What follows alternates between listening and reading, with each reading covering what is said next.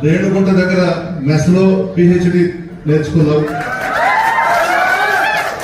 తిరుపతిలో పిహెచ్డి నేర్చుకున్నావు, బెంగళూరులో పిహెచ్డి చేశావు, హైదరాబాద్ లో పిహెచ్డి చేశావు, మెడ్రాస్ లో పిహెచ్డి చేశావు, చివరకు మాగుంట లేఅవుట్ లో కూడా పిహెచ్డి నేర్చుకున్నావు. అది ఏంటా పిహెచ్డి అనేది మీరు అర్థం చేసుకోండి, చాలా పెద్ద కథది. ఆగ్రాకి వేమిరెడ్డి ప్రభాకర్ రెడ్డి గారిని బ్లాక్ మెయిల్ చేసి బెదిరించి పెళ్లి చేసుకునేది. అతను ఒక పిచ్చోడు, ఎందుకు చేసుకున్నాడో ఎవరికి అర్థం కాదు. అతను అడిగితే ఆ జిల్లాలో ఎవరో ఒక మంచి కుటుంబంలో ఒక అమ్మాయిని ముక్కుపచ్చలారని అమ్మాయిని ఆయనకి ఇచ్చి పెళ్లి చేసి ఉండేవాడు. ఈ బోరు బావిలో పడిపోయాడు.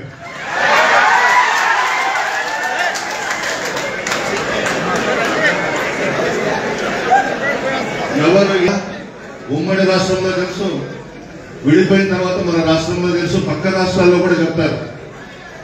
కాశీలో, గుజరాత్ సూరత్ లో ఈయన గొప్పతనం అక్కడ కూడా చెప్పుకుంటుంటారు.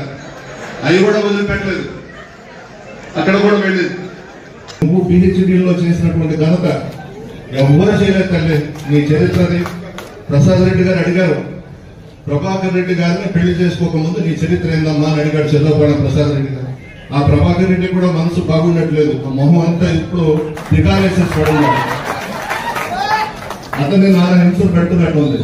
అతనికి అర్థమైపోయింది ఎందుకు వచ్చింది కర్మరా ఇది, అనవసరంగా బొమ్మ తెచ్చుకున్నాడు ప్రభాకర్ రెడ్డి. అతను బాగలేడు. నేనైతే ప్రభాకర్ రెడ్డికి ఒకటే చెప్తున్నా, ప్రభాకర్ అన్నా నువ్వు నిద్రలో అన్నా చనిపోతావు, బయటన్నా ఎక్కడో దగ్గర నిన్ను లేపేస్తా, జాగ్రత్తగా ఉండు. ఆ రాత్రిలో నిద్రపోయేటప్పుడు నీ దగ్గర 1000 కోట్లు ఆస్తులు ఉన్నాయి, నువ్వు మంచివాడు అని చెప్పి నెల్లూరు జిల్లా అనుకుంటున్నారు, నీకు మంచి తెలివితేటలు ఉన్నాయని అనుకుంటున్నారు. ఆ చేతుల్లో చిక్కుపోయినావు ప్రభాకర్ రెడ్డి. నువ్వు ఇప్పటికైనా చాలా జాగ్రత్తగా ఉండాలి. నువ్వు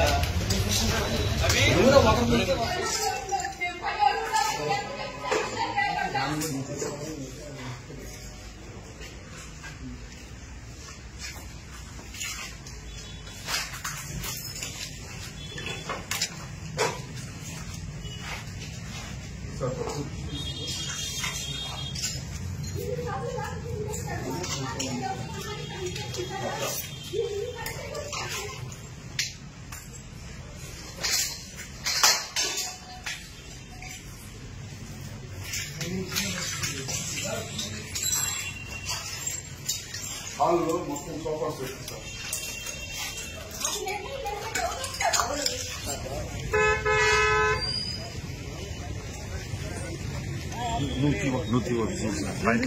నువ్వు పాయింట్ కొట్టావు నా ఫోన్, నీ ఫోన్.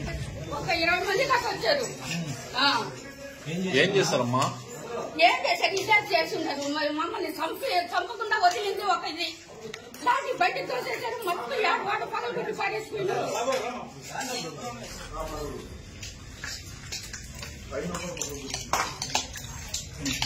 సైడ్ రండి, సైడ్.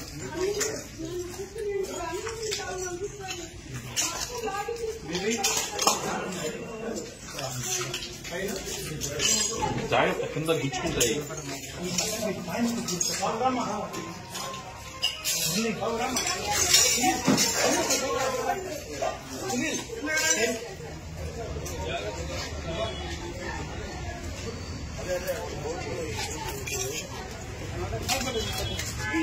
ఏంటి ఏం చేస్తున్నారు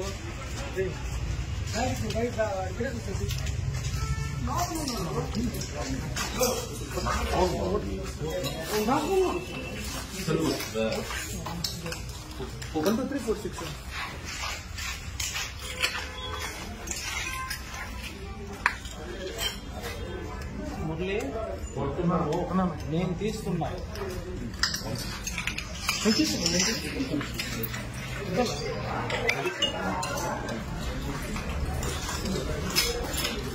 ఫోన్ ఎత్తరు